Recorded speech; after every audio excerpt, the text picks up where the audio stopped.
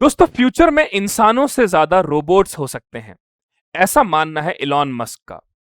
Elon Musk ये मानते हैं कि आगे आने वाले समय में ह्यूमनॉइड रोबोट्स फैक्ट्रीज में काम करेंगे, एल्डरली पीपल का विशेषकर ध्यान रखेंगे, टैक्सीज को चलाएंगे और साथ में पूरी वर्ल्ड इकोनॉमीज में एक बहुत बड़ा इकोनॉमिक एक्सप्लोजन होने वाला है।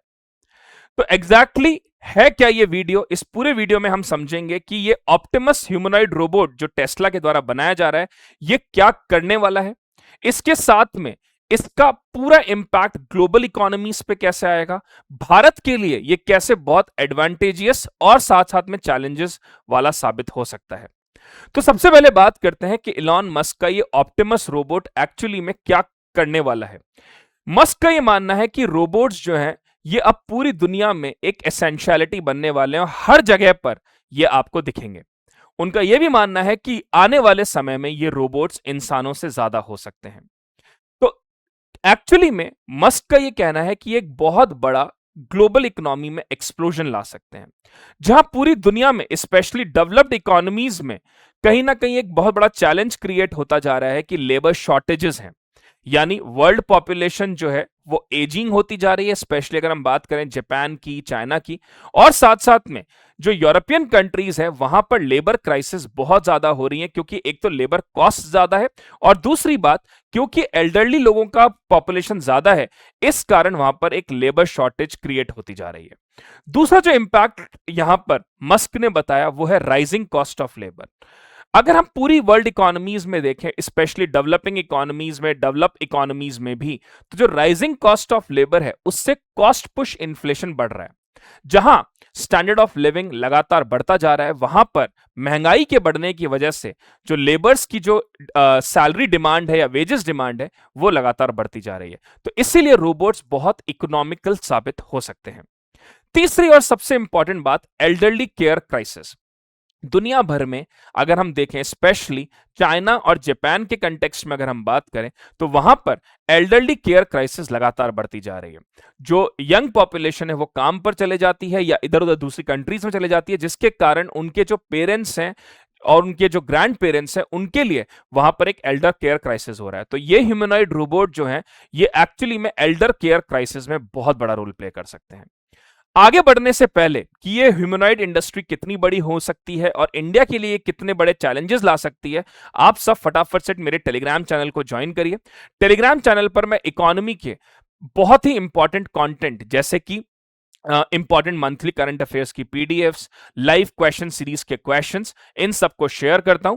तो आप सब मुझसे टेलीग्राम पे जुड़ सकते हैं बाय स्कैनिंग दिस क्यूआर, और आप लोग सब मुझसे इंस्टाग्राम पे भी जुड़ सकते हैं, जहां पे मैं बहुत ही इंपॉर्टेंट इकोनॉमिक कॉन्सेप्ट्स की रील्स और स्टोरीज पुट करता हूं। तो फटाफट से आप टेलीग्राम और इंस्टाग्राम को ज्वाइन करिए। अब आगे अगर हम बात करें कि इसका इंपैक्ट इंडिया पे क्या आ सकता है, तो जैसा कि हम सब जानते हैं इंडिया मैन्युफैक्चरिंग सेक्टर के लिए, मैन्युफैक्चरिंग सेक्टर की ग्रोथ के लिए बहुत बड़े रोल प्ले कर रहा है। वहां पर ये बहुत बड़ा एक पॉजिटिव इंपैक्ट क्रिएट कर सकता है, जैसे कि मैन्युफैक्चरिंग बेस्ड इंडस्ट्री में इंडियन गुड्स को ग्लोबली कॉम्पिटिटिव बना सकता है। और फ्यूचर में जब भारत की पॉपुलेशन भी थोड़ा सा एल्डरली की तरफ शिफ्ट होगी, वहां पर एक बहुत बड़ी एक सपोर्ट सिस्टम प्रोवाइड कर सकता है। लेकिन जैसा कि किसी चीज के अगर पॉजिटिव इफेक्ट्स होते हैं तो उसके चैलेंजेस भी होते हैं। हम सब ये जानते हैं कि इंडिया में जो लो पेड जॉब्स हैं उसका मार्केट बहुत बहुत बड़ा है और मैक्सिमम पॉपुलेशन जो है वो लेबर इंटेंसिव सेक्टर में ज्यादा एंगेज्ड है। तो आगे जाके अगर ये ह्यूमनॉइड रोबोट्स क्रिएट होते हैं और इंडिया में अगर इनका प्रेजेंस ज्यादा होता है तो ये एम्प्लॉयमेंट प्रेशर क्रिएट करेंगे। दूसरा, ये स्किल गैप को बहुत बड़ा एक इंपैक्ट क्रिएट कर सकता है, क्योंकि इंडिया में अगर आप देखें तो जो एंटरप्रेन्योर्स और जो बाकी जो एक लो पेड जॉब्स वाले जो लोग हैं उनमें एक तो इनइक्वालिटी बहुत है और स्किल गैप बहुत बड़ा रोल यहां पर प्ले करता है। तो ऐसे में ह्यूमनॉइड रोबोट्स के आने की वजह से ये स्किल गैप जो है वो इनइक्वालिटी को क्रिएट करेगा और जो गैप है रिच और पुअर पीपल में वो लगातार बढ़ सकता है। अब अगर हम बात करें तो सवाल आप सबका होगा कि अभी तो बहुत साल होंगे इसमें, ये सब जब तक बनेगा डेवलप होगा। जी नहीं दोस्तों, आप गलत हैं। यहां पे मस्क का ये मानना है कि 2027 से ये रोबोट्स मार्केट में आ जाएंगे और इन्हें खरीदा जा सकेगा। यानी कि अगर बात करें तो एंड ऑफ द ईयर इस साल के एंड तक ये जो ह्यूमनॉइड रोबोट्स हैं अब कॉम्प्लेक्स टास्क भी करने शुरू कर देंगे। अभी तो ये ह्यूमनॉइड रोबोट्स बहुत बेसिक काम कर रहे हैं, लेकिन इस साल के एंड तक ये काफी ज्यादा जो टेक्निकल और हार्डकोर काम है उनको भी शुरू कर देंगे। और 2027 से, ध्यान रखिएगा, 2027 से ये रोबोट्स को लोग खरीद भी सकते हैं। तो बहुत ज्यादा दूर नहीं है हम जब हमारे आसपास रोबोट्स भी हमारी जितने ही पॉपुलेशन के साथ कैरी कर रहे होंगे, ये मानना है मस्क का।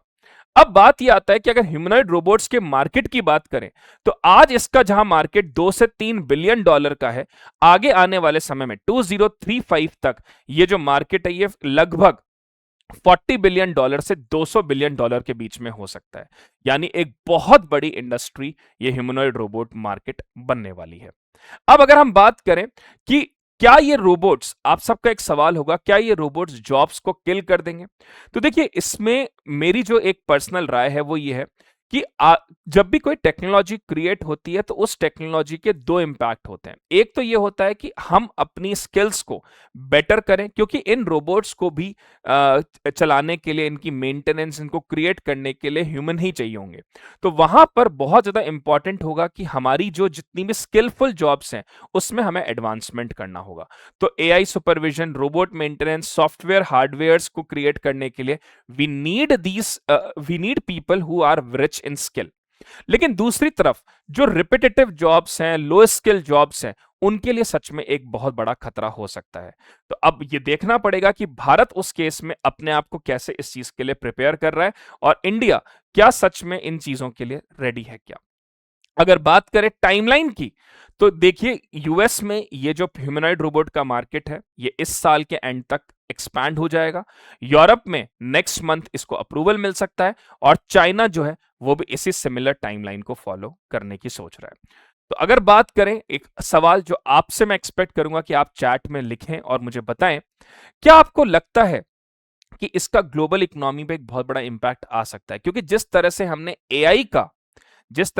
एआई का इंपैक्ट पूरी वर्ल्ड इकोनॉमीज पे होता हुआ देखा है, क्या सच में ह्यूमनॉइड रोबोट्स का भी इंपैक्ट पूरी दुनिया पे हो सकता है या नहीं? आप मुझे कमेंट में लिखकर बताएं, और देखते हैं आगे आने वाले समय में जो कि इलॉन मस्क के द्वारा ये स्टेटमेंट दिया गया है, इससे इस स्टेटमेंट की रियलिटी कितनी जल्दी महसूस होती है।